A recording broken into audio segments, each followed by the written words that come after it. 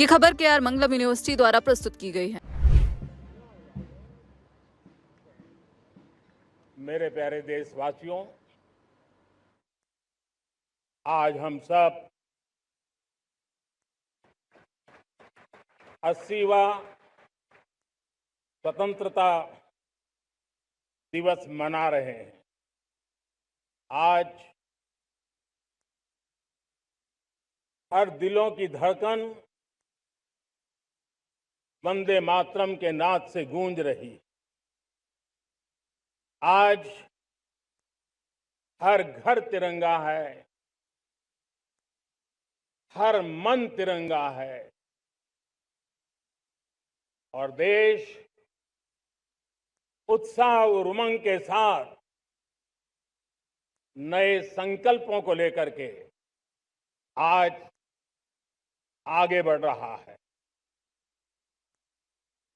आप सबको स्वतंत्रता दिवस की बहुत बहुत शुभकामनाएं।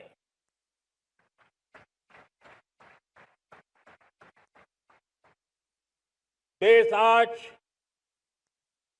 उन महान सपूतों का पुण्य स्मरण करती है जिन्होंने देश की आजादी के लिए त्याग, बलिदान की पराकाष्ठा की। अपने तप, त्याग और बलिदान से आजादी के एकमात्र लक्ष्य को लेकर के अपनी पूरी जिंदगी खपा दी। पूज्य बापू समेत सभी स्वातंत्र्य सेनानियों को बलिदान की महान परंपरा जगाने वाले महान क्रांतिकारियों को आज मैं श्रद्धापूर्वक नमन करता हूं।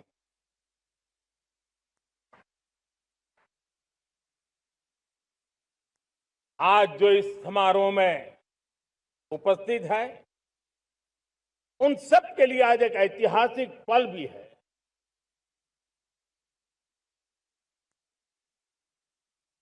आजादी के बाद 15 अगस्त को लाल किले पर पहली बार वंदे मातरम गूंज रहा है।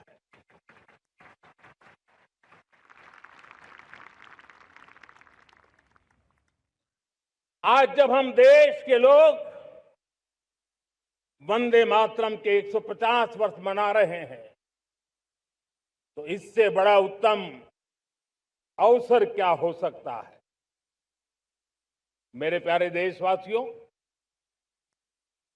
पिछले दिनों देश के कुछ हिस्सों में बाढ़ का प्रकोप रहा, भूस्खलन का प्रकोप रहा, अनेक परिवार प्रभावित हुए। उनके दुख दर्द को हम भली भांति अनुभव करते हैं। पीड़ित परिवारों को मैं विश्वास दिलाता हूं कि हम और पूरा देश उनके साथ खड़े हैं। मेरे प्यारे देशवासियों,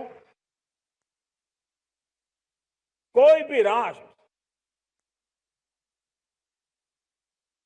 तब महान बनता है, तब अपनी सिद्धियों को प्राप्त करता है, जब अपने सपनों, अपने संकल्पों और अपने सामर्थ्य के दम पर आगे बढ़ता है। मेरे देशवासियों, अब छोटे सपनों से चलने वाला नहीं। हमें बड़े सपने, क्योंकि बड़े सपने हमारी सोच को भी विस्तार देते हैं, हमारी सोच की क्षितिज को विस्तृत करते हैं। हमारे संकल्प दृढ़ होने चाहिए। जब संकल्प दृढ़ होता है तो कठिनाइयों से, आपदाओं के बीच से रास्ते निकालने का सामर्थ्य अपने आप उभर करके आता है। और मेरे प्यारे देशवासियों, हमारे संकल्प भी ऊंचे होने चाहिए, क्योंकि जब सपने ऊंचे होते हैं, संकल्प ऊंचे होते हैं, तो हमारे सामर्थ्य की ऊंचाई भी बढ़ती है, हमारे प्रयासों की ऊंचाई भी बढ़ती है, और तब जाकर के हम सपनों को साकार कर सकते हैं। मेरे प्यारे देशवासियों, आज भारत ने भी एक बहुत बड़ा सपना देखा है, दृढ़ संकल्प के साथ देखा है।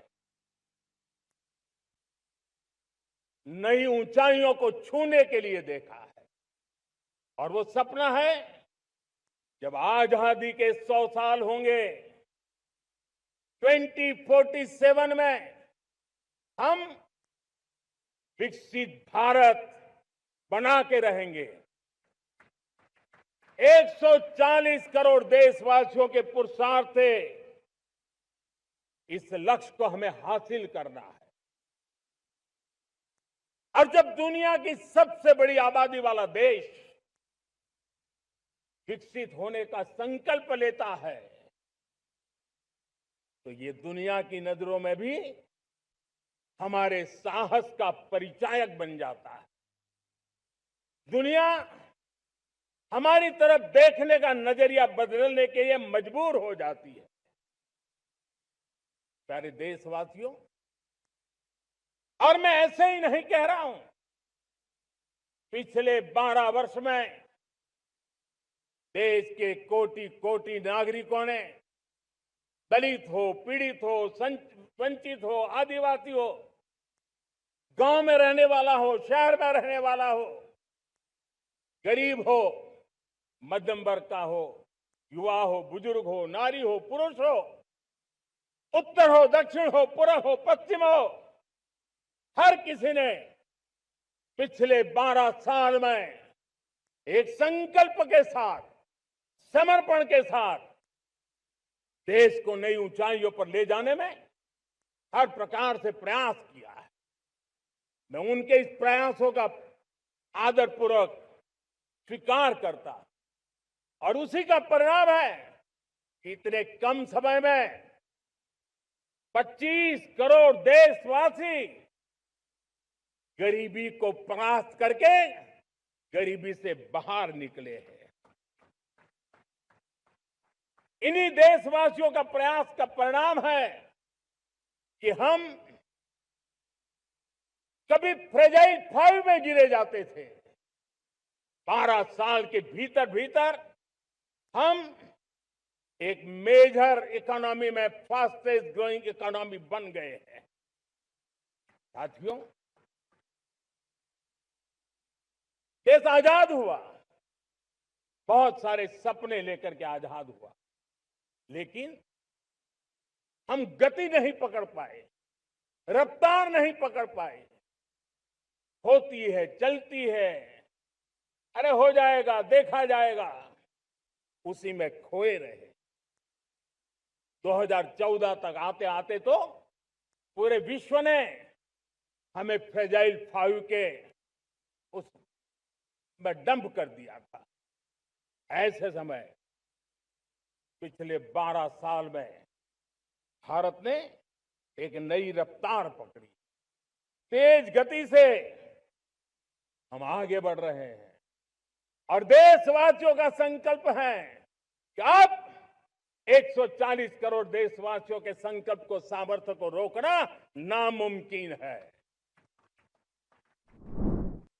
प्यारे देशवासियों, पिछले 12 वर्षों में डिफेंस प्रोडक्शन करीब 4 गुना हुआ, खादी और ग्रामोद्योग का उत्पादन करीब 5 गुना हुआ, इलेक्ट्रॉनिक मैन्युफैक्चरिंग करीब 7 गुना बढ़ा, आधुनिक रेलवे कोच का निर्माण 21 गुना बढ़ा, मोबाइल फोन उत्पादन 33 गुना बढ़ा।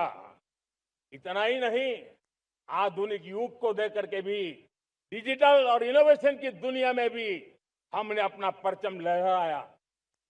इंटरनेट यूजर, इंटरनेट कंज्यूमर करीब करीब 4 गुना बढ़े, पेटेंट ग्रांट होने की संख्या 4 गुना बढ़ी, डिजिटल ट्रांजैक्शन 100 गुना बढ़े। सामान्य मानवीय की सुविधाओं की तरफ भी हमने उतना ही गंभीरता से काम किया।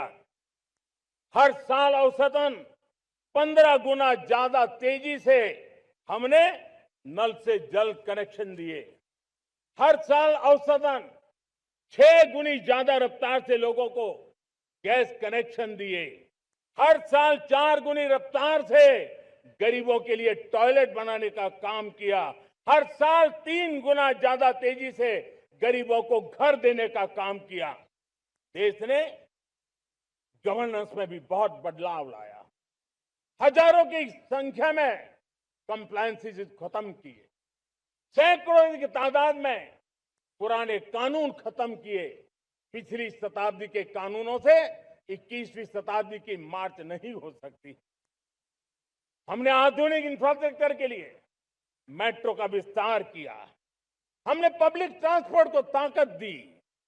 जिस स्पीड से काम, जिस स्केल पर काम किया, ये सब, ये रफ्तार, ये विस्तार, ये अचीवमेंट आजादी के बाद पहली बार पिछले 1 दशक ने देखा है। और जब इतनी सारी सिद्धियां हमारे सामने हो, इतनी तेज गति दिखाई देती हो, देशवासियों का सामर्थ्य पल पल प्रकट होता है, तब तो 2047 में विकसित भारत बनने का संकल्प कभी भी अधूरा नहीं रह सकता है। ये सारे आंकड़े इस बात की गवाही देते हैं कि हम आगे बढ़ने वाले हैं, मेरे प्यारे देशवासियों। लेकिन उसके लिए आत्मविश्वास की जरूरत होती है, आत्मगौरव की जरूरत होती है, और साथ साथ आत्मनिर्भर भारत होना भी बहुत जरूरी होता है। और इसलिए बीते वर्षों में हमारा कन्विक्शन रहा है कि भारत को हमें अब दूसरे देशों पर निर्भर रह करके नहीं जीना चाहिए। हमें आत्मनिर्भर बनना चाहिए। दुनिया में बहुत कुछ मिलता है, सस्ता मिलता है, जल्दी मिल सकता है, लेकिन उससे हमारा सामर्थ्य तैयार नहीं होता, न हमारे सामर्थ्य की कसौटी होती है। और इसलिए हमें भी अपनी क्षमताओं को बढ़ाना है। अपने हितों की सुरक्षा हमें खुद को करनी है। और इसलिए आत्मनिर्भर भारत का संकल्प बहुत दृढ़ता के साथ हम लेकर के आगे बढ़ रहे हैं। मेक इन इंडिया, स्वदेशी, वोकल फॉर लोकल, इन सारे क्षेत्रों में आज हर भारतीय का मन जुड़ रहा है। मेरे प्यारे देशवासियों, मैं आपको एक उदाहरण देता हूं सेमीकंडक्टर का। देश आजाद होने के बाद विश्व में तो सेमीकंडक्टर की चर्चा हो चुकी थी, हमारे यहां भी बातें होती थी, लेकिन सेमीकंडक्टर का कोई बड़ा प्लान हम आगे नहीं बढ़ा पाए। और आज स्थिति क्या है? आज की डिजिटल दुनिया में, आज की टेक्नोलॉजी में चिप का महात्म्य हम समझते हैं। कोई भी इलेक्ट्रॉनिक गुड्स होगा, हमारे मेडिकल इक्विपमेंट होंगे, हमारे ट्रांसपोर्ट के रास्ते होंगे, हर किसी में चिप अनिवार्य है। और इस चिप के बिना दुनिया थम जाए ऐसी स्थिति पैदा हो जाए। और इसलिए भारत ने आत्मनिर्भर होने की दिशा में अपना सेमीकंडक्टर प्लांट, बड़ा सेमीकंडक्टर प्लांट, 3 सेमीकंडक्टर प्लांट शुरू हो चुके हैं। और मुझे बताया गया है कि वहां जो प्रोडक्शन हो रहा है वो एक्सपोर्ट होना शुरू हो चुका है। और मैं देशवासियों को कहना चाहता हूं, आने वाले 7-8 वर्ष में और 5, 7 या 8 सेमीकंडक्टर प्लांट बहुत ही जल्द शुरू होने वाले। ये आत्मनिर्भर भारत हमें विकसित भारत की दिशा में जाने का महामार्ग देती। मेरे प्यारे देशवासियों, वैसी ये चर्चा क्रिटिकल मिनरल की हो रही है। पूरी टेक्नोलॉजी क्रिटिकल मिनरल पर निर्भर है। भारत इसमें भी अपने आप को सुरक्षित करने में जुटा हुआ है। क्रिटिकल मिनरल का लक्ष्य साझा किया जाए। नेशनल क्रिटिकल मिनरल ये हमने लॉन्च किया। बजट में क्रिटिकल मिनरल कॉरिडोर की हमने घोषणा की है। कई देशों के साथ एग्रीमेंट हो रहे हैं। विश्व के कई देश अब इस क्रिटिकल मिनरल के विषय में भारत के पर भरोसा करने लगे हैं। मेरे प्यारे देशवासियों, जैसे सेमीकंडक्टर की बात हो, क्रिटिकल मिनरल की बात हो, वैसे ही जिस टेक्नोलॉजी की दिशा में हम जा रहे हैं, दुनिया जा रही है, उसमें एनर्जी का महत्व और बढ़ता चला जा रहा है। अब एनर्जी के बिना भी नई दुनिया को चलाना मुश्किल है। और इसलिए हमें चिप हो, एआई हो, डेटा सेंटर हो, हमें बहुत बड़ी मात्रा में बिजली की जरूरत होगी। एनर्जी सिक्योरिटी ये हमारे समय की मांग है। और इसलिए हमने पहले से ही उस दिशा में एक के बाद एक मजबूत कदम उठाए हैं। एनर्जी सिक्योरिटी का एक बड़ा माध्यम है परमाणु ऊर्जा, न्यूक्लियर एनर्जी। हमने पार्लियामेंट में शांति एक्ट पास कर करके एक नए लक्ष्य तरफ जाने का रास्ता तय कर लिया है।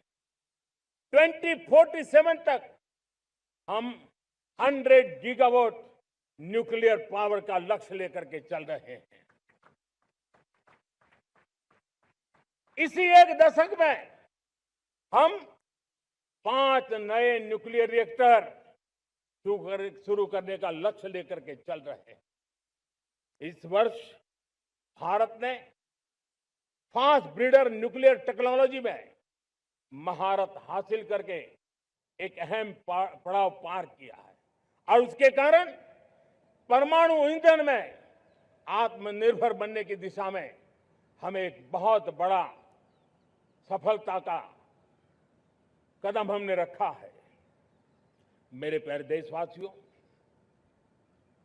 कई बार संसाधनों की कमी के कारण देश रुकता नहीं है, लेकिन रुकने का कारण सोच की सीमाएं होती हैं। जब सोच बंध जाती है, सीमाओं में सड़ने लग जाती है, तब हम अपने सामर्थ्य को भी पहचान नहीं पाते हैं। देश को आज कच्चे तेल पर निर्भर रहना पड़ रहा है और हमारी गलत सोच के कारण है। आप जान के हैरान हो जाएंगे, हमने समुद्री तट पे 99% हमारा समुद्री तट का पूरा हिस्सा ऐसी सोच के कारण नो गो एरिया घोषित करके रखा था। हमने ही समंदर के अंदर जाकर के एक्सप्लोरेशन न करने का निर्णय कर लिया था। ये सोच का दारिद्र्य था।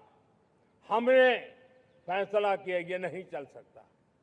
हमने उस 99% को, जो कभी नो गो एरिया हुआ करते थे, हमने उसको गो एहेड एरिया के रूप में खुला कर दिया है। और अब हम समुद्र के भीतर भी एक्सप्लोरेशन करने की और नए नए भंडार खोजने की दिशा में हम प्रवृत्त हैं, हम प्रयास कर रहे हैं। हमने पिछले वर्ष उसी दिशा में एक महत्वपूर्ण कदम रखते हुए समुद्र मंथन की घोषणा की थी और पिछले दिनों हमने 85,000 करोड़ रुपए इस काम के लिए आवंटित करके काम को गति देने का निर्णय कर लिया है। मेरे प्यारे देशवासियों, एनर्जी सिक्योरिटी, इसका मैंने कहा कि हमें ऑल्टरनेट स्रोतों की तरफ भी पूरी शक्ति लगाना बहुत जरूरी है और इसलिए ऊर्जा का सही इस्तेमाल बढ़ाते हुए भारत इसी दिशा में आज तेजी से काम कर रहा है। 2014 से पहले, मतलब आज से 12 साल पहले, हमारे देश में सिर्फ 70 शहरों में पाइप से गैस की व्यवस्था थी, पाइप से गैस डिस्ट्रीब्यूशन होता था। 12 साल में इन 70 शहरों को हमने 700 शहरों तक पहुंचा दिया है। ये होती है रफ्तार, ये होता है विस्तार। 2014 के पहले मुश्किल से 20-22 लाख घरों में पाइप से गैस पहुंचता था। आज 1.25 करोड़ घरों में पाइप से गैस पहुंचाने का काम हो रहा है। 12 वर्ष पहले देश में सोलर एनर्जी की कैपेसिटी सिर्फ 2 गीगावाट थी। 2 गीगावाट, आज 160 गीगावाट हमने प्राप्त किया है लक्ष्य। मेरे प्यारे देशवासियों, मैं एक और जानकारी देता हूं। हमने इसका लाभ देश के मध्यम वर्ग को, सामान्य परिवार को मिले, इस तरफ भी उतना ही ध्यान केंद्रित किया। हमने पीएम सूर्यघर मुफ्त बिजली योजना चालू की और आज मुझे संतोष है कि इतने कम समय में 50 लाख घरों का सोलर एनर्जी का काम हम आंकड़ा पार कर चुके हैं। तेजी से चल रहा है और इसके कारण हजारों घरों का बिजली बिल 0 हो गया है। हजारों घर अपनी बिजली का उपयोग करने से अतिरिक्त बिजली आज बेच करके कमाई कर रहे हैं। हर परिवार को हम इस काम के लिए 80,000 रुपया सरकार की तरफ से एक एक परिवार को मदद दी जा रही है, तब जाकर के हम इस काम को पूरा कर रहे हैं। मेरे प्यारे देशवासियों, आपको जानकर के हैरानी होगी, ये जो हमारी रेलवे है उसका इलेक्ट्रिफिकेशन का काम हमारे देश में 1925 में शुरू हुआ था। 1925 में इलेक्ट्रिफिकेशन का काम शुरू हुआ, लेकिन 90 साल में 1925 से लेकर के 90 साल में सिर्फ 30% रेल का इलेक्ट्रिफिकेशन हुआ था। यानी 90 साल में 30%। हमारी रफ्तार देखिए, लक्ष्य को पाने के लिए हमारी दौड़ देख लीजिए। हमने एक दशक के अंदर 100% काम पूरा कर दिया। 90 साल में 30%, 10 साल में 70%, ये होता है काम। और इसके कारण डीजल जो हमें बाहर से लाना पड़ता है उसकी बचत हुई, बिजली से हमारी ट्रेनें चली, पर्यावरण को फायदा होने लगा। मेरे प्यारे देशवासियों, हम यहां से नहीं रुके हैं। हम दुनिया के अंदर पीछे रहना नहीं चाहते। पिछले दिनों आपने खबर सुनी होगी, भारत ने ईंधन का नया क्षेत्र को भी छू लिया है। देश ने पहली हाइड्रोजन से चलने वाली ट्रेन शुरू कर दी है और मुझे खुशी है, ये सबसे लंबी ट्रेन है और सबसे ताकतवर ट्रेन है और दुनिया में हाइड्रोजन ट्रेन के क्षेत्र में भी भारत ने अपना झंडा गाड़ दिया है। प्यारे देशवासियों, पिछले 10-12 साल हम लगातार 2047 के लक्ष्य को पाने के लिए दौड़ रहे हैं, एक के बाद एक सोपान सिद्ध कर रहे हैं। हमने सोचा भी नहीं था कि हमें इसमें भी कुछ मुसीबतों का झेलना पड़ेगा। पिछले 10-12 वर्ष में कितने संकटों का सामना करना पड़ा। कोरोना जैसी वैश्विक महामारी ने पूरी दुनिया को चिंता में डाल दिया था, सारी व्यवस्थाएं चरमरा गई थी। कोरोना से बाहर निकले, युद्ध की विभीषा की खबरें आने लगी, कहीं यूक्रेन तो कहीं पश्चिम एशिया, हर जगह पे तनाव का माहौल। और पता नहीं भविष्यवेत्ताओं ने तो न जाने क्या क्या घोषणाएं कर दी थी। देश को डराना, देश को भयभीत रखना, देश को चिंतित रखना, इसी में कुछ लोगों को आनंद आता है। वैक्सीन नहीं मिलेगी, कोविड में लोग बचेंगे नहीं, कुछ भी नहीं होने वाला। वेस्ट एशिया का क्राइसिस आया, पेट्रोल पंप पे पेट्रोल नहीं मिलेगा, गैस नहीं मिलेगा, डीजल नहीं मिलेगा, फर्टिलाइजर नहीं मिलेगा। सारी दुनिया भर की अफवाहें फैला करके भारत के लोगों को भयभीत करने का, डराने का, चिंता के अंदर डुबो देने का कुछ लोगों को आनंद आ रहा था। लेकिन देश ने देख लिया कि पिछले 10-12 साल की सुविचारित योजनाएं रंग ला रही है और हम इतने बड़े संकट के बावजूद भी नागरिक देवो भव के मंत्र को लेकर के जीते हुए भारत ने जो तैयारियां की थी, एक के बाद एक कदम उठाया था।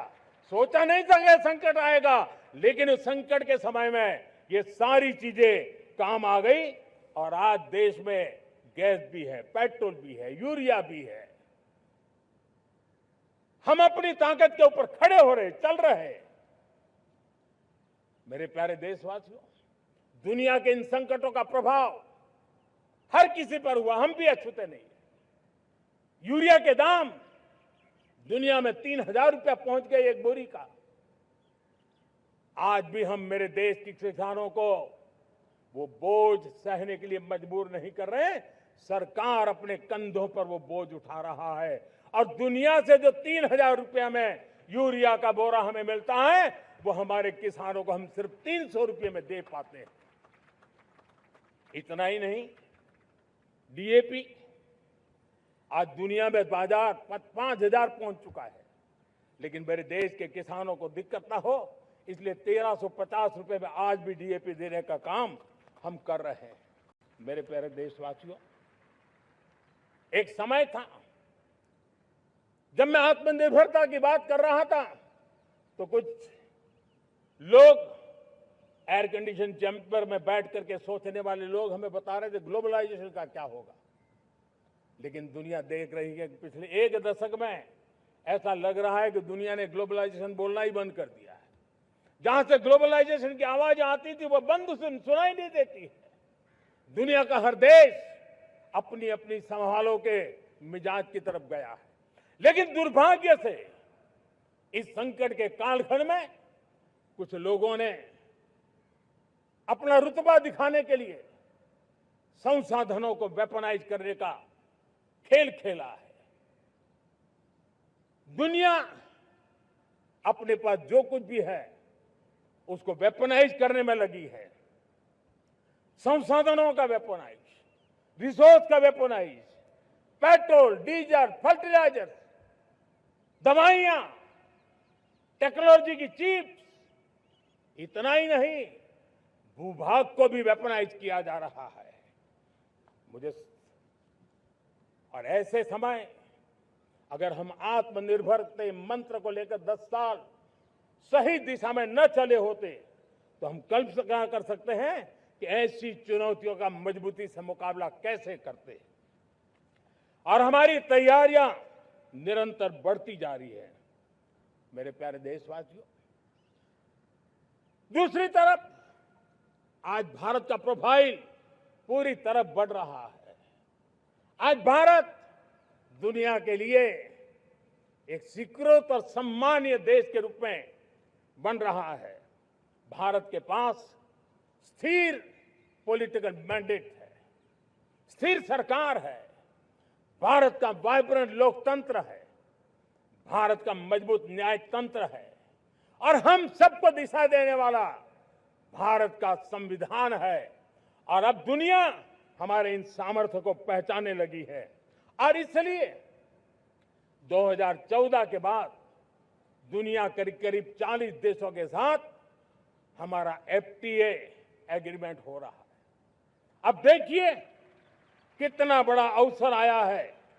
लेकिन ये जो ट्रेड एग्रीमेंट्स हुए हैं ये एक बहुत बड़ा अवसर है और इसलिए खास करके मैं मेरे एमएसएमईज को कहना चाहूंगा कि हमें इस मौके को छोड़ना नहीं है। दुनिया में हमें पहुंचना है।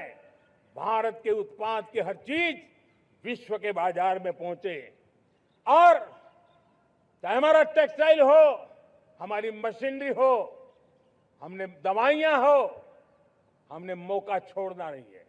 लेकिन वैश्विक जो पैरामीटर्स हैं उस पैरामीटर को हमें पार करना होगा। हमें दुनिया से जो मिलता है उसे अच्छा देना पड़ेगा, दुनिया में जो मिलता है उसे सस्ता देना पड़ेगा।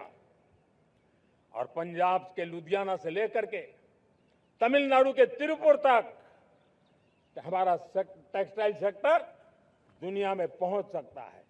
इतना ही नहीं, केरलम से लेकर के गुजरात और तमिलनाडु से लेकर के बंगाल, ये हमारा समुद्री तट, हमारे मछुआरे भाई बहन आज इस एफटीए के कारण हमारे श्रिप यानी झींगा उसके एक्सपोर्ट की बहुत संभावना बनी है। हमारे सी फूड की दुनिया में पहुंच बनने की संभावना पड़ी हुई है। और इसलिए मैं चाहूंगा कि हम इस परिस्थिति का फायदा उठाते हुए, हम आगे चलते हुए हम इन कामों को पार करने के लिए प्रयास करें। मेरे प्यारे देशवासियों, मैंने जो भूमिका आपके सामने रखी है उसके पीछे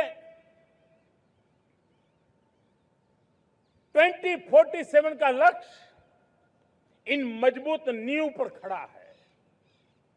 2047 विकसित भारत का लक्ष्य हमने पिछले 10-12 साल में देशवासियों ने जो सामर्थ्य दिखाया है उस सामर्थ्य का हिस्सा है।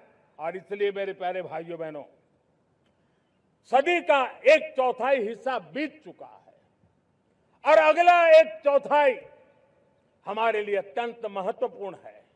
अब हम रुक नहीं सकते हैं, हमारी गति नहीं रुक सकती है, हमारी दिशा तय हो चुकी है, हमें प्राप्त करके रहना है। और इसके लिए हमें अपना वर्क कल्चर बदलना होगा। हमारे वर्क कल्चर को बदलते हुए हमें हमारी सोच को भी बदलना होगा, हमें हमारे काम की गति को भी बदलना होगा। जो काम पिछले 5-7 दशक में नहीं हुए हैं वो काम हमें आने वाले 5-7 साल में करने हैं। और मेरा भरोसा है मेरे देश की युवा शक्ति पर, मेरे देश के नौजवानों पर, मेरे देश की माताओं को बहनों पर, मेरे देश के किसानों पर, मेरे देश के मजदूरों पर कि हम इस सपने को साकार कर सकते हैं।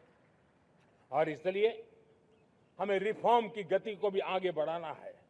और जब मैं रिफॉर्म की बात कर रहा हूं, रिफॉर्म नहीं हमारे लिए कोई कंपल्सन है, नहीं रिफॉर्म ये हमारे के लिए कोई बजबड़ है। हमारे लिए रिफॉर्म ये कन्विक्शन है। आउट ऑफ कन्विक्शन हम रिफॉर्म एक्सप्रेस पर चल पड़े हैं और हम आने वाले दिनों में भी नेक्स्ट लेवल रिफॉर्म की ओर बढ़ने वाले हैं। और इसलिए सरकार समाज, उद्योग, उत्पादक, किसान, हर किसी ने अपनी ट्रेडिशनल व्यवस्थाओं में रिफॉर्म करना पड़ेगा, सोच में रिफॉर्म करना होगा, अपने लक्ष्यों को रिफॉर्म करना होगा। और इसलिए मेरे प्यारे देशवासियों, हमें एक निश्चित दिशा में को लेकर के चलना होगा। मैं आज उस युग को भी याद करना चाहूंगा जब देश भारत का सामर्थ्य सप्त सिंधु के रूप में हम जानते थे, हम समझते थे, हम सुनते थे। अब विकसित भारत बनाने के लिए हमें नई धारा चाहिए। आज लाल किले की प्राचीर से मैं देश के सामने शक्ति की सप्त धारा का आवाहन करता हूं। आने वाले 5-7 साल में जो पिछले 5-7 दशक में नहीं हुआ, वो सप्त धारा के सामर्थ्य से, शक्ति से हम देश को नई ऊंचाई, नई गति देंगे और नए लक्ष्यों को पार करने वाला सामर्थ्य देंगे। और इसके साथ साथ देश की युवा शक्ति का सामर्थ्य का भरपूर राष्ट्र निर्माण में उपयोग होगा। उनकी शक्ति जोड़ी जाएगी। आने वाले दिनों में जब मैं सप्तधारा की बात करता हूं, सप्तधारा की पहली शक्ति है मैन्युफैक्चरिंग पावर। मेरे प्यारे देशवासियों, हमें मैन्युफैक्चरिंग सेक्टर को बहुत आगे बढ़ाना होगा और प्रोडक्शन बढ़ाने के साथ साथ हमें छोटे छोटे पुर्जे भी बनाने हैं और बड़े बड़े प्रोडक्ट भी बनाने हैं। पूरा वैल्यू चेन हमारा होना चाहिए और उसे लेकर के चलना। हमें कंपोनेंट भी चाहिए और हमें कंप्लीट मैन्युफैक्चरिंग भी चाहिए, कंप्लीट प्रोडक्ट भी चाहिए। डिजाइन से लेकर मैन्युफैक्चरिंग तक भारत को ग्लोबल सप्लाई चेन का भरोसामंद केंद्र बनना होगा। इसके लिए मैं 3 चीजों पर विशेष जोर देना चाहता हूं। मैन्युफैक्चरिंग के क्षेत्र में जो मेरे भाई बहन हैं, ये समय का ये अवसर है, इस अवसर को जाने मत दें। और इसके लिए हमें कॉस्ट, क्वालिटी और स्केल, इसके विषय में वैश्विक मानदंडों से खरा उतरना पड़ेगा। हमारी फैक्ट्रीज कॉम्पिटिटिव हो, हमारे प्रोडक्ट्स यूजर फ्रेंडली हो, हमारा पैकेजिंग दुनिया के लोगों को लुभावने वाला हो, आकर्षित करने वाला हो, हमारा जीरो डिफेक्ट प्रिसिजन मैन्युफैक्चरिंग, ये हमारी पहचान बनना चाहिए। हर मैन्युफैक्चरर, हर एंटरप्रेन्योर, हर एमएसएमई से मैं कहना चाहता हूं, ग्लोबल मार्केट में हमारी पहचान विश्वसनीयता और गुणवत्ता के आधार पर होनी चाहिए। क्वालिटी के संबंध में नो कॉम्प्रोमाइज, और इसलिए हमारा मंत्र क्वालिटी, क्वालिटी, क्वालिटी होना चाहिए। यही हमारा ग्लोबल ब्रांड वैल्यू बनेगा। मेरे प्यारे देशवासियों, इस सप्तधारा की दूसरी शक्ति है कृषि और फूड प्रोडक्शन, फूड प्रोसेसिंग। हमें इस दिशा में आगे बढ़ना होगा। हमारे किसानों ने, अब दुनिया के बाजार खुल चुके हैं, एफपीए के कारण हमें एक बहुत बड़ा मार्केट मिल रहा है। हमें वहां पहुंचना है, हमें उस जगह को हाथ लगाना है। हमें खेत से लेकर के एक्सपोर्ट मार्केट की ओर जाना होगा। हमारे पारंपरिक खान पान हो, हमारे मिलेट्स हो, हमारे मसाला हो, हमारे फल हो, फूल हो, क्या कुछ नहीं है हमारे पास, वो ग्लोबल ब्रांड्स बनने चाहिए। हमारे किसान केमिकल फ्री खेती को बल देंगे, दुनिया में इनकी मांग और बढ़ने वाली है। और जो ग्लोबल पैरामीटर्स के अंदर हर प्रकार से सिद्ध होने वाले हमारे एग्रो प्रोडक्ट होंगे, तो दुनिया में हम आसानी से पहुंच पाएंगे। मेरी सप्तधारा की तीसरी शक्ति है टेक्नोलॉजी और इनोवेशन। मेरे प्यारे देशवासियों, आज जमाना एआई का है, क्वांटम का है, स्पेस का है, रोबोटिक्स का है, डेटा सेंटर्स का है।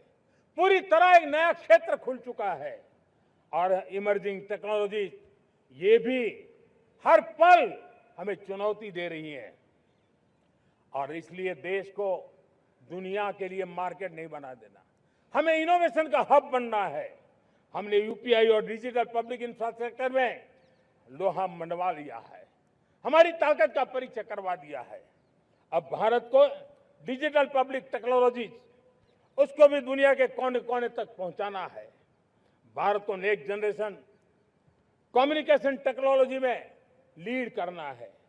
मेड इन इंडिया 6G हर कोने में पहुंचे, ये हमारा लक्ष्य होना चाहिए और हमें उस पर तेजी करनी चाहिए और इसके लिए हमारा प्रयास कम नहीं होना चाहिए। सप्तधारा की चौथी शक्ति है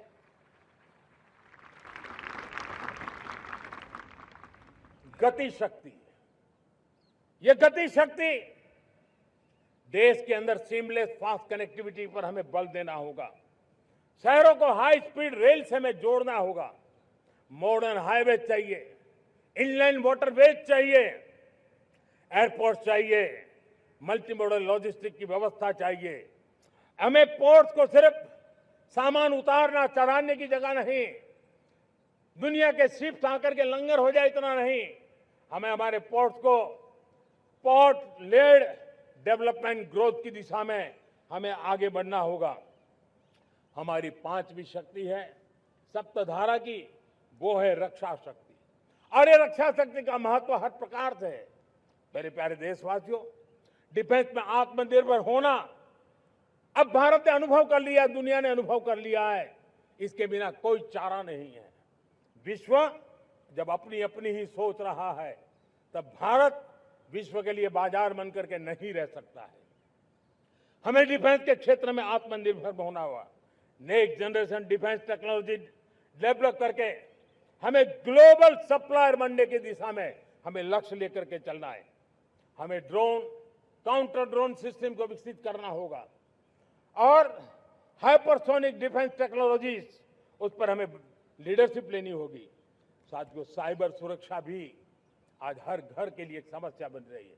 वो भी एक रक्षा का क्षेत्र है जिसमें हमारे युवाओं की जो सामर्थ्य है, उस सामर्थ्य का उपयोग हम देश के और दुनिया के लिए कर सकते हैं। हमारी सप्तधारा की छठी शक्ति है ग्रीन इकोनॉमी, ब्लू इकोनॉमी, जो ग्रीन जॉब को भी जन्म देती है। हमें green hydrogen, renewable energy, energy storage, green mobility, green manufacturing in global scale हमें पा करके रहना है। हमें दुनिया जब ग्लोबल वार्मिंग की चर्चा करती रहती है, हम रास्ते खोजते रहते हैं, हम समस्याओं का समाधान दे रहे हैं और भारत एक ग्रीन मूवमेंट का बहुत बड़ा सामर्थ्य लेकर के चलिए। भारत के पास ब्लू इकोनॉमी के लिए भी बहुत बड़ा अवसर है। बहुत बड़ा लंबा हमारा कोस्ट लाइन है। ब्लू इकोनॉमी के लिए बहुत बड़े अवसर है। फिशरीज है, कोस्टल टूरिज्म है, ओशन टेक्नोलॉजी है। ऐसे कितने ही क्षेत्र हैं जिसमें हम आगे बढ़ सकते हैं।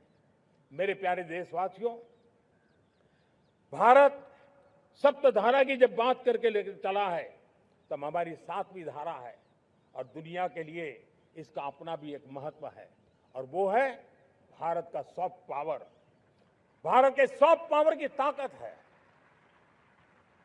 आज योग ने पूरी दुनिया को भारत के साथ जोड़ के रखा हुआ है। योग दुनिया के लिए एक ऊर्जा बनता जा रहा है, भारत के लिए विश्वास का बड़ा कारण बनता जा रहा है। जिस भारत के पास आस्था के केंद्र हो, जिस भारत के पास आयुर्वेद हो, जिस प्रकार से भारत के पास होलिस्टिक हेल्थ केयर की व्यवस्था हो, हील इन इंडिया का मूवमेंट हो, हम दुनिया के अंदर हमारे सामर्थ्य को लेकर के जा सकते हैं। हैंडीक्राफ्ट हो, संस्कृति हो, हमारी फिल्में हो, हमारा क्रिएटिव वर्ल्ड हो, वीएफएक्स हो, हमारा एनिमेशन हो, हमारी गेमिंग हो, डिजिटल कंटेंट हो, क्रिएटिव वर्ल्ड के अंदर भारत अपना रुतबा दिखा सकता है। हमने उसको वैश्विक सामर्थ्य के रूप में विकसित करना होगा। आज भारत ने वेव समिट को एक बहुत बड़ी ताकत दी है। दुनिया धीरे धीरे भारत का ये जो world audio visual and entertainment summit है, उसकी राह देखता रहता है और वो भारत के सॉफ्ट पावर को, भारत के क्रिएटिव दुनिया को परिचित करेगा। मेरे प्यारे देशवासियों, भारत के पास विशाल वन्य संपदा है। हमारे पास 100 से ज्यादा नेशनल पार्क है। क्षमता बहुत है, लेकिन विदेशी टूरिस्टों को आकर्षित करने में हम कम पड़े हैं। हमें मौका है हमारे सॉफ्ट पावर के माध्यम से दुनिया के टूरिस्टों को भारत के लिए आकर्षित करने का। हमारा सामर्थ्य हमें दुनिया को दिखाना है। हम ये काम आरा से करें और हम जल्द से जल्द हम इन लोगों आज दुनिया में स्पोर्ट्स की जो है वो भी एक बहुत बड़ा भारत के प्रति आकर्षण का केंद्र। दुनिया के स्पोर्ट्स इवेंट भारत में क्यों न हो। कॉन्स्टेंट इकोनॉमी बहुत बढ़ रही है। देश के नौजवानों का आकर्षण है। विश्व का हर कोई कलाकार चाहता है कभी न कभी भारत की धरती पर अपना कॉन्सर्ट करे। ये एक बहुत बड़ा अवसर है। हमें इसको मोबिलाइज करने के लिए व्यवस्थाएं खड़ी करनी होगी। साथियों, सप्तधारा की इन 7 शक्तियां, सप्त शक्तियां उद्देश्य सिर्फ एक सेक्टर में प्रगति करने का नहीं है। एक होलिस्टिक अप्रोच के साथ हमें राष्ट्र को जो लक्ष्य लेकर के हम चल रहे हैं, जो एम्बिशन लेकर के चल रहे हैं, उस स्केल को हमें पार करने की दिशा में काम करना है। मेरे प्यारे देशवासियों, कुछ चीजें मैंने बताई हैं, लेकिन मैं इससे भी आगे सोचता हूं। मैं जरा देश को झकझोरना चाहता हूं। मैं देश की शक्ति को भी झकझोरना चाहता हूं। देश यानी सिर्फ सरकार नहीं होती है। देश यानी हर नागरिक जुड़ता है। क्या हम सोच नहीं सकते कि फॉर्च्यून 500 की चर्चा तो बहुत सुनते हैं। आने वाले एक दशक में इन फॉर्च्यून 500 में 50 कंपनियां भारत की क्यों न हो, ये लक्ष्य हमारा क्यों न होना चाहिए। आज बैंकिंग सेक्टर फल फूल रहा है। दुनिया की टॉप बैंक के अंदर भारत की बैंक का झंडा भी क्यों न फहरता हो। भारत की बैंक भी टॉप बैंक 5 बैंक में भारत की भी एक बैंक होनी चाहिए। भारत की फार्मा की दिशा में हमने बहुत काम किया है, लेकिन समय की मांग है कि दुनिया की 5 बड़ी फार्मा कंपनियों में भारत की भी 1-2 फार्मा कंपनियों का नाम गूंजना चाहिए। भारत उसमें अपना स्थान बनाना चाहिए। लॉ फर्म्स होते हैं, रेटिंग एजेंसी होती है। क्या समय की मांग नहीं है कि ग्लोबल लीडरशिप अब हमारे हाथ में होनी चाहिए। टैलेंट है, सामर्थ्य है, हमारा लंबा इतिहास भी है, भाषाओं पर हमारा प्रभुत्व है। हमें विश्व में पहुंचना चाहिए। हमारी कोई कंसल्टिंग फर्म, अकाउंटिंग फर्म दुनिया के टॉप फर्म्स के अंदर क्यों नहीं होनी चाहिए। भारत की टेक्नोलॉजी कंपनियां दुनिया के अंदर सिरमौर हो, यह हमारा लक्ष्य होना चाहिए। हमारे ऐसे ब्रांड हो जिससे दुनिया आकर्षित होती हो। हमारे ब्रांड हमारे देश की पहचान हो और विश्व के लिए एक डेस्टिनेशन बन जाए। उस दिशा में हमें काम करना है। और इसके लिए मैं राज्य सरकारों को कहना चाहता हूं, मैं स्थानिक स्वराज की संस्थाओं को कहना चाहता हूं, भारत सरकार का भी यह दायित्व है कि हमें हमारे रिफॉर्म की गति बढ़ानी होगी। हमें 2047 के लक्ष्य के अनुरूप हमारी व्यवस्थाओं को विकसित करना होगा। हमें बीते हुए काल के नीति नियमों से नहीं चल सकते। हमें आने वाले सपनों के हिसाब से नीति नियमों को गढ़ना होगा। और इसको अगर हम गढ़ेंगे तो मुझे पूरा विश्वास है और मैं देशवासियों को भरोसा देता हूं, इसी रास्ते मेहनत में कोई कमी न करते हुए हम विकसित भारत का सपना पार करके रहेंगे। हमें सबको मिलकर के चलना है। केंद्र सरकार हो, राज्य सरकार हो, इंडस्ट्री हो, हम सब ने मिलकर के आगे बढ़ना है। हमें रिफॉर्म्स करते रहना है, रिफॉर्म्स को आगे बढ़ाते रहना है। और मैंने पहले भी कहा था, हम रिफॉर्म कंपल्सन से नहीं, कन्विक्शन से कर रहे हैं। लक्ष्य को प्राप्त करने के लिए कर रहे हैं। मेरे प्यारे देशवासियों, जब मैं विकसित भारत की बात कर रहा हूं, देश को तेज गति से आगे बढ़ाने की बात कर रहा हूं, उसका सबसे बड़ा लाभार्थी कौन है? इन सारे प्रयासों का सबसे बड़ा साधक कौन है? अगर साधक है तो मेरे देश का युवा है, मेरे देश की युवा शक्ति है। विकसित भारत की यात्रा में युवाओं की बहुत बड़ी भूमिका है। इतना ही नहीं, विकसित भारत का सबसे बड़ा लाभार्थी भी मेरे देश का युवा है और इसलिए हमें विकसित भारत के लक्ष्य को युवाओं के साथ जोड़ करके आगे बढ़ाना है। युवाओं हमारी सर्वोच्च प्राथमिकता के साथ हमें आगे बढ़ना है। साथियों, पिछले 10-12 साल में उस दिशा में बहुत कुछ हुआ है।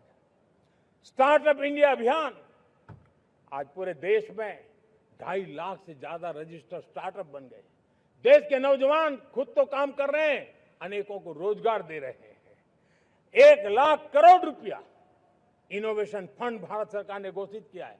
मैं देश को, नौजवानों को कहना चाहता हूं, आप अपने सपनों को लेकर के आइए, संसाधनों की कमी नहीं रहने देंगे। 1 लाख करोड़ रुपया आपके दिल दिमाग को सामर्थ्य देने का एक व्यवस्था हमने कर दी है। रिसर्च के नए अवसर मिले, डिजिटल इंडिया के नए सस्ते डेटा, ये युवाओं को सशक्त किया। दुनिया में सस्ता डेटा कहीं है तो भारत की धरती पर है और देश के नौजवानों को नई ताकत दी है। स्किल इंडिया हमने नेशनल प्रोग्राम बनाया है। स्पेस सेक्टर को हमने ओपन कर दिया। नेशनल ड्रोन पॉलिसी हमने बनाई है।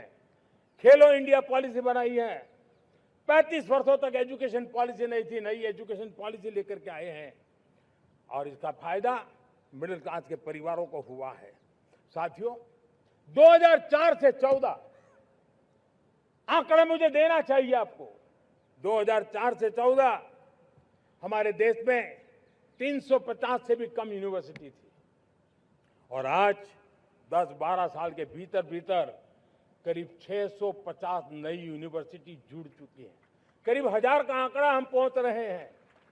2014 के पहले मेडिकल की सिर्फ 400 सीटें हुआ करती थी, आज करीब 850 सीटें मेडिकल की हो रही है। इतना ही नहीं, अब विदेशी यूनिवर्सिटी भी भारत की धरती पर आ रही है। भारत के अंदर विदेशी यूनिवर्सिटी की डिग्री मेरे नौजवान को मिले, इसका प्रबंध भी हो चुका है। हमारे देश के युवा मन बचपन से ही टेक्नोलॉजी की तरफ आकर्षित हो, उस दिशा में हम काम कर रहे हैं और इसलिए हमने करीब 10,000 से अधिक अटल टिंकर की लैब छोटे छोटे बच्चों के हवाले कर दी है ताकि उनका इनोवेशन और टेक्नोलॉजी के अंदर उनका मन बने। 12 वर्ष युवा, हमने अनेक रास्ते खोले। हम स्टार्टअप ओपन कर दिया। आपने देखा होगा भारत के प्राइवेट स्टार्टअप 28 साल की एवरेज उम्र के बच्चों ने, नौजवानों ने दुनिया में पहले ही ट्रायल में अपना सैटेलाइट लॉन्च कर दिया और रॉकेट लॉन्च कर दिया। उन्होंने बहुत बड़ा काम कर दिया साथियों। आज करीब 2.5 लाख से ज्यादा रजिस्टर्ड स्टार्टअप है। हमने पिछले दिनों एआई इंपैक्ट समिट किया था। एआई का विस्तार बहुत तेजी से बढ़ रहा है। लाल किले से मैं देश के नौजवानों के लिए घोषणा करना चाहता हूं। हमने तय किया है कि आने वाले 1 वर्ष में 1 करोड़ युवाओं को एआई स्किल के लिए ट्रेनिंग देने का हम काम करेंगे ताकि हमारा देश का नौजवान एआई की दुनिया में भी नेतृत्व करने का सामर्थ्य। मेरे साथियों, बायो इकोनॉमी एक नया क्षेत्र है। एक समय था 2014 के पहले सिर्फ 60,000 करोड़ रुपए का बायो इकोनॉमी का काम होता था। मेरे देश के नौजवान, आपने क्या कमाल कर दिया है। देखिए, नीतियां जब सही होती है, लक्ष्य जब साफ होता है, तो मेरे देश के नौजवान कैसा करके बायो इकोनॉमी में देश की युवा शक्ति ने सामर्थ्य दिखाया। 2014 के पहले जो 60,000 करोड़ का कारोबार था, आज वो कारोबार बायो इकोनॉमी 20 लाख करोड़ पहुंच चुकी है। दोस्तों,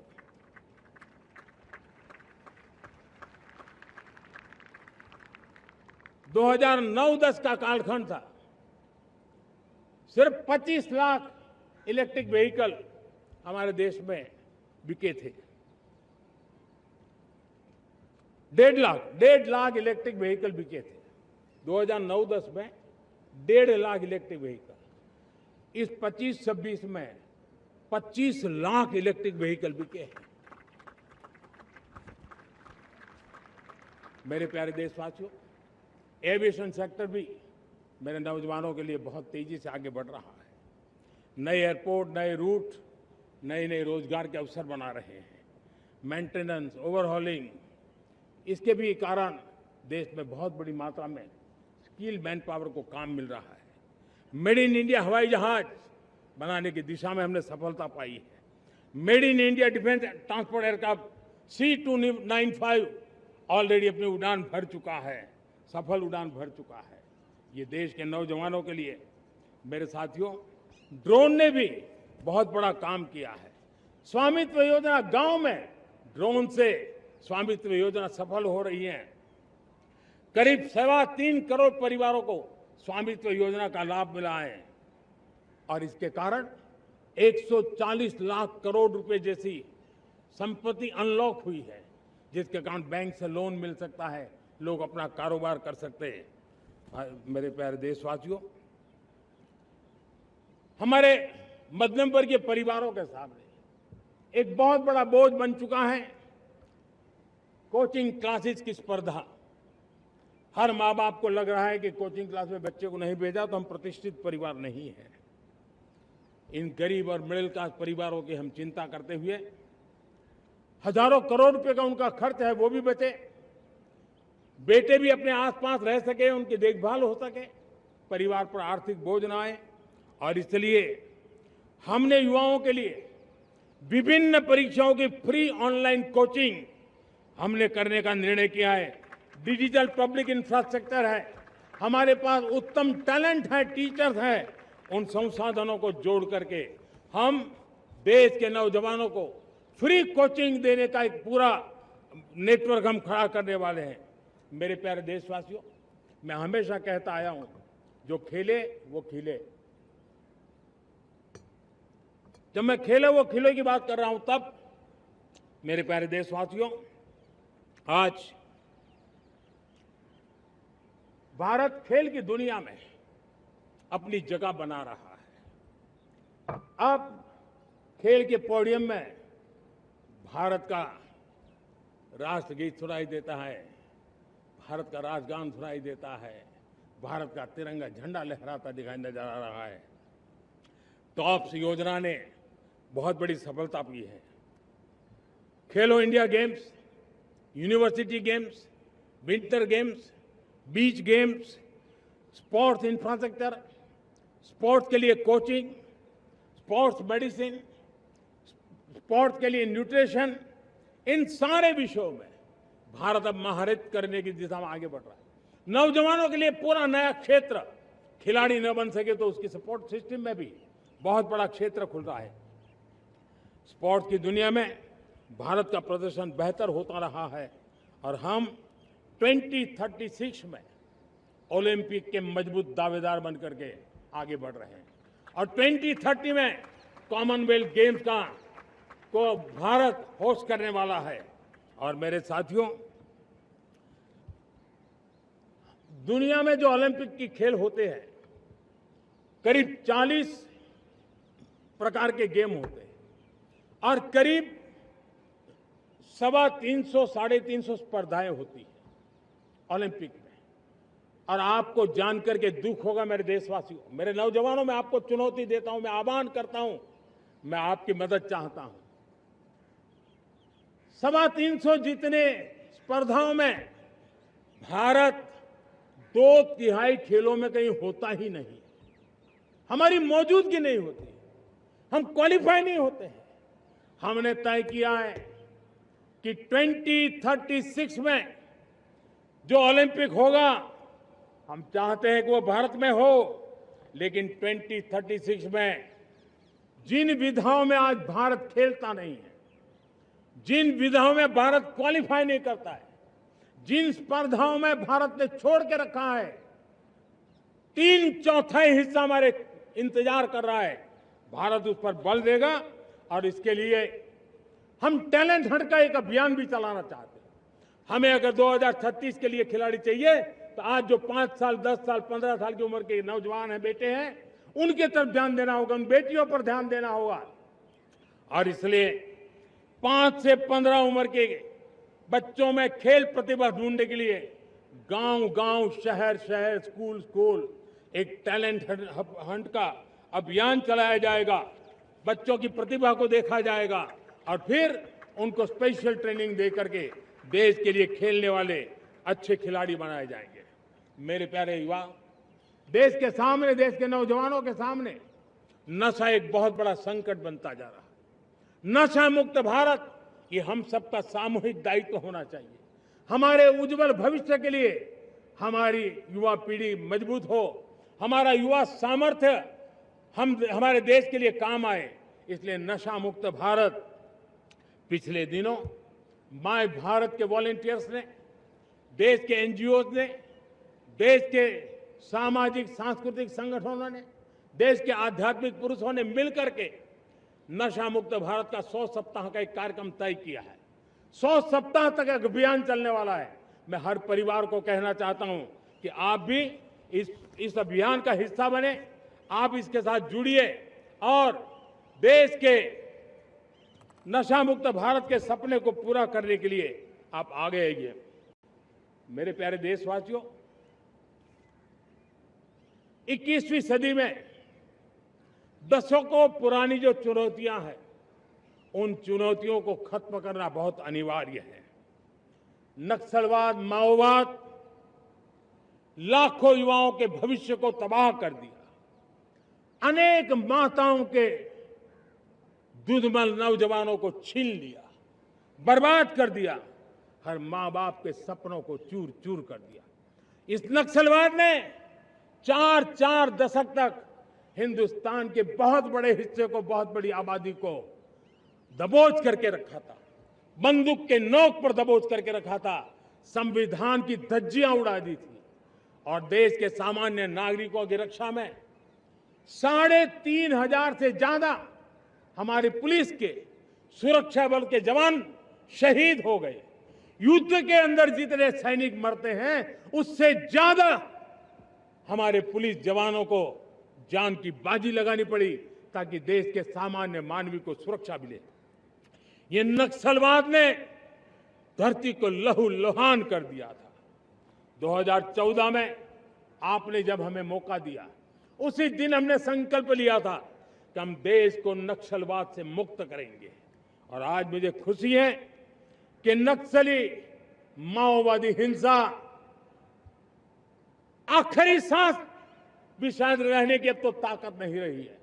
पूरी तरह उसे खत्म करने की दिशा में जहां पर कभी नक्सलवादियों की गोलियां चलती थी, जहां पर कभी धरती रक्त रंजित रहा करती थी, आज उसी नक्सल क्षेत्रों में, उसी इलाकों में नक्सल मुक्त होने के कारण विकास, विश्वास और प्रयास का तिरंगा लहरा रहा है। मेरे प्यारे देशवासियों, लेकिन इस चुनौती को हमने कम नहीं आंकना है। इस चुनौती से हमें और भी सावधान रहने की जरूरत है। वर्षों तक देश की सत्ता में माओवादी सोच के लोग गलियारों में अपनी जगह बना करके बैठे थे। सरकारी कमेटियों में सलाहकार के रूप में भी ये माओवादी सोच ने नीतियों को प्रभावित किया था। मेरे प्यारे देशवासियों, जंगलों में हमें हथियारी नक्सलों का खात्मा बुलाने में, उस संकट से देश को मुक्त कराने में सफलता मिली है। लेकिन हथियारी नक्सल तो गए, लेकिन दिमागी नक्सल, ये दिमागी नक्सल मौके की तलाश में है। हिंसा, अराजकता के वो रास्ते खोज रहे हैं, समाज को गलत राह पर घसीटने के लिए भांति भांति के दांव कर रहे हैं। इन दिमागी नक्सलियों को पहचानना होगा, इन दिमागी नक्सलियों को आइसोलेट करना होगा और राष्ट्र को विकसित राष्ट्र बनाने की मुख्य धारा की ओर देश की युवा पीढ़ी को जोड़ना होगा। मेरे प्यारे देशवासियों, सुरक्षित भारत बनाना हम सबका दायित्व है। चुनौती सीमा के भीतर हो या सरहद से बाहर, भारत हर परिस्थिति के लिए तैयार है। आज युद्ध का नेचर बदल रहा है। अब युद्ध सीमा पर ही होता है, गारंटी नहीं है। आज युद्ध सीमा के अंदर, कहीं रिफाइनरी पे जाकर के, कहीं बैंकिंग सेक्टर को जाकर के, कहीं डेटा सेंटर को जाकर के, एक प्रकार से लड़ाई का नया रूप, इंफ्रास्ट्रक्चर तोड़े जा रहे हैं, फैक्ट्रियां तोड़ी जा रही है। हमने मिशन सुदर्शन चक्र की पिछले सालों घोषणा की थी, बहुत तेजी से उस पर काम चल रहा है।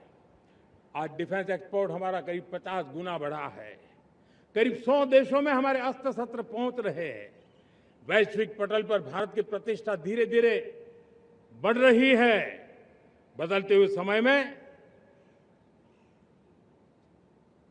अस्त्र शस्त्र की तरफ काम करना है, सैन्य बलों का सामर्थ्य बढ़ाना है, लेकिन साथ साथ नागरिकों को भी तैयार करना होगा।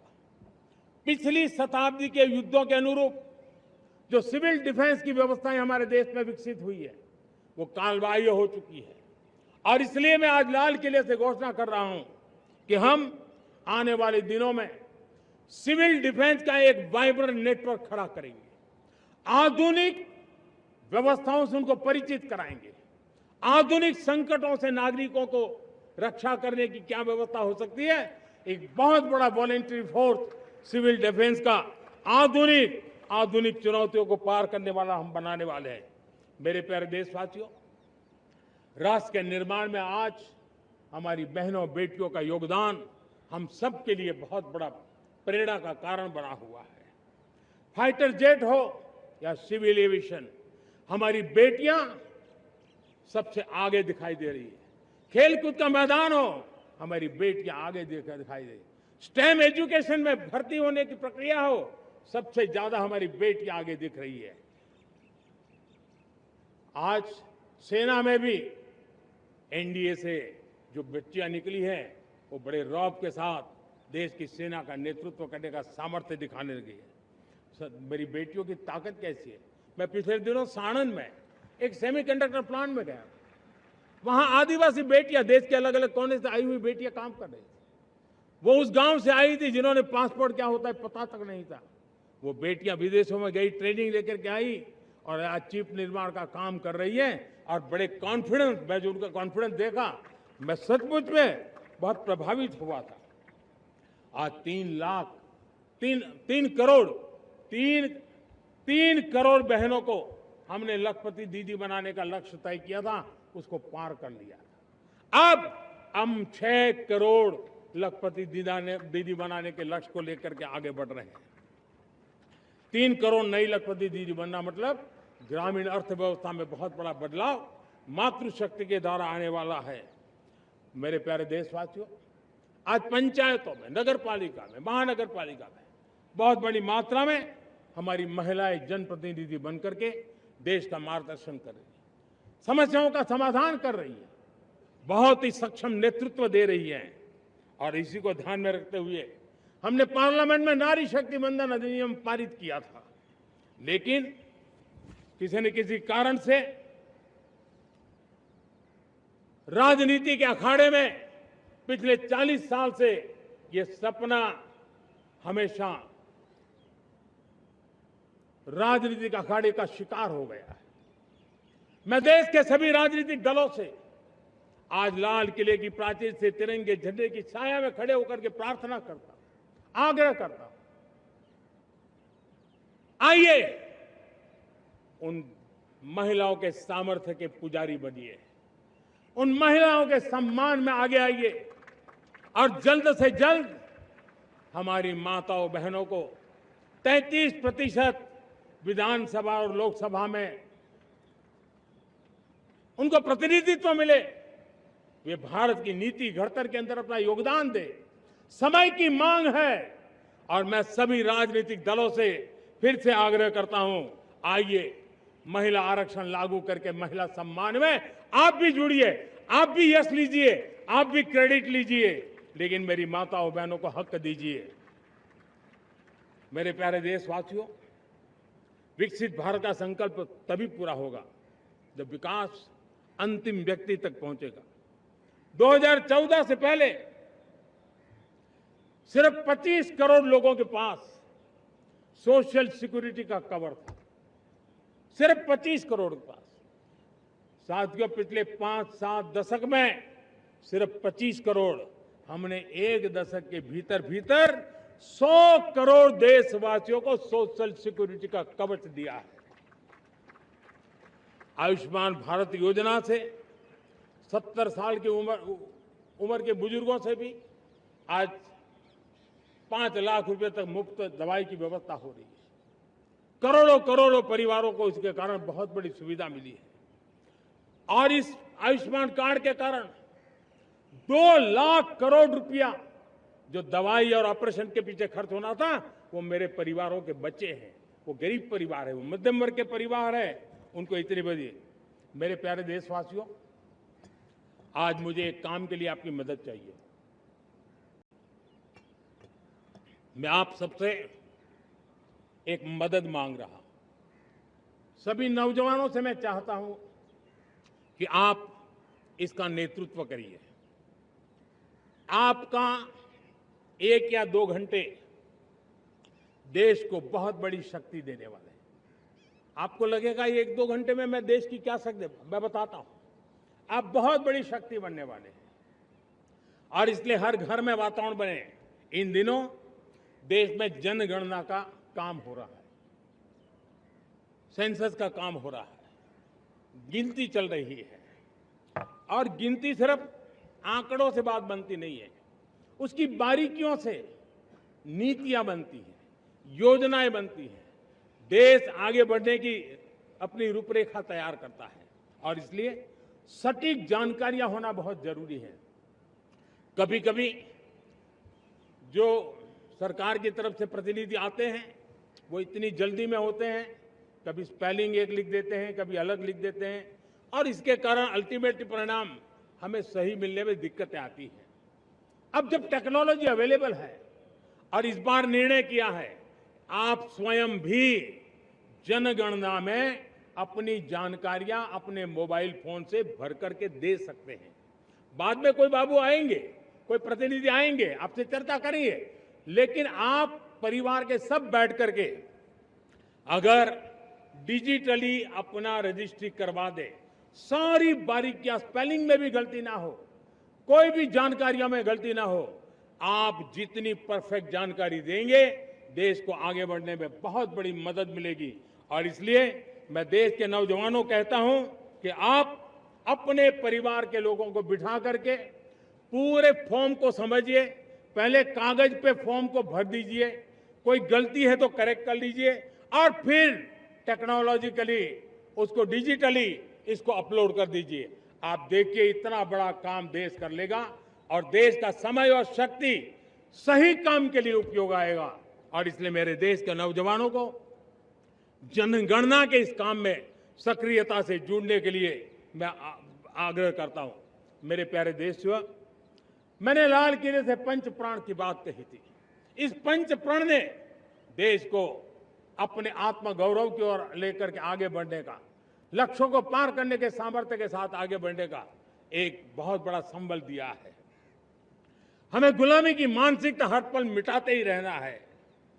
जिस भारत का सपना नेताजी सुभाष चंद्र बोस ने देखा था, बाबा साहब आंबेडकर ने देखा था, पंडित नेहरू ने देखा था, सरदार पटेल, भगत सिंह, सुखदेव राजगुरु ने देखा था, डॉक्टर श्यामा प्रसाद मुखर्जी ने देखा था, भगवान बिरसा मुंडा ने देखा था, ज्योतिबा फुले ने देखा था, उन सब से प्रेरणा लेकर के हम आगे बढ़े।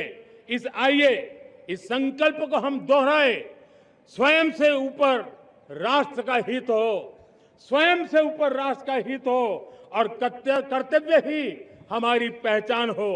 मैं सभी देशवासियों से कहूंगा, समय हमारा है। मैं सभी देशवासियों को कहूंगा, समय हमारा है, अवसर हमारा है, संकल्प हमारा है। आइए सपनों को संकल्प बनाए, संकल्प को सामर्थ्य बनाए और सामर्थ्य को सफलता में बदल के रहें। आइए हर कदम को विकास का कदम बनाएं, कदम से कदम मिलाएं, मन से मन मिलाए, लक्ष्य से जुड़े रहे, एक दीप से जले दीप हजारों। आओ मिलकर विकसित भारत बनाए। इसी एक भावना के साथ इस मंगल पर्व पर आप सबको अनेक अनेक शुभकामनाएं। मेरे साथ बोलिए, भारत माता की, भारत माता की, भारत माता की, वंदे वंदे वंदे। बहुत बहुत धन्यवाद।